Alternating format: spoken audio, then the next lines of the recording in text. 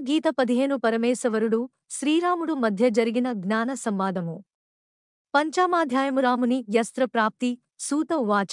పిదప శ్రీరాముని ముందట అతిశయించు రత్నముల కాంతులతో నలువంకల ప్రకాశింపచేయు చతుశ్చక్రములున్నది. ముత్యాల స్వచ్ఛమైన స్వర్ణమయంబైన గిట్టలుగల యశ్వరాముల తోడ, నంది ధ్వజముతోనూ, మదగజములు, పంచతత్వములు, పారిజాత పుష్పమాలలతోనూ, అగుర, కస్తూరి, జవ్వాది ఇత్యాది సుగంధ వస్తువులు కలది. ప్రళయకాలములో గర్జించు మేఘ ధ్వని వలె నిఖిల వాయిద్యముల తోడను, కింద్రులు, కింపురుషులతో నిండినది యునగు దేదీప్యమానమగు రథము గనపడెను. శంకరుడి లాంటి రథమును కల్పించి ఉమా సహితుడై నంది వాహనము నుండి దిగి యా రథము నందలి వీలు శయ్యను ప్రవేశించెను. దేవతాస్త్రీలు వీచే వింజామరములకు సుఖముగా వీచెడు వాయువునకు పార్వతీ పతి ఆనందించిన వాడయ్యను. నినదించు కర కంకణాల ధ్వనిచేత మనోహరములై చిన్న గజ్జల ధ్వనులతోడ, వీణా వేణు రావములతోడను, పారావత విరావముల తోడను, చిలుక పలుకలతోనూ జగము వ్యాపించెను. శివుని యాభరణము లైన సర్పములను చూచి మయూరములు తమ పురుగులనే అసంఖ్యాకములుగా నములుతూ నాట్యము చేసినవి. మహాపాశుపతం నామ దివ్యమస్త్రం దదౌ తతః ఉక్తశ్చ తేన రామోపి పాదరం చంద్రమౌళిన.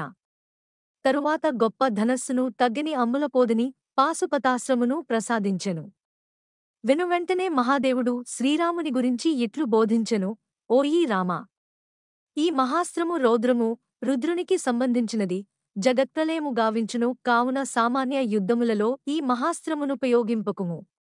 స్వర్గ, మర్త్య, పాతాళము ఈ ముల్లోకములలోనూ ఏ ఒక్కడైనను ఈ మహాస్త్రము దాటిని భారించి ప్రతీకారము చేయువాడు లేడు. కనుక తనకు ప్రాణాపాయము సంభవించు సందర్భమున మాత్రమే దీనిని ప్రయోగించాలి. తక్కిన సమయాల్లో దీని నుపయోగింప తగదు.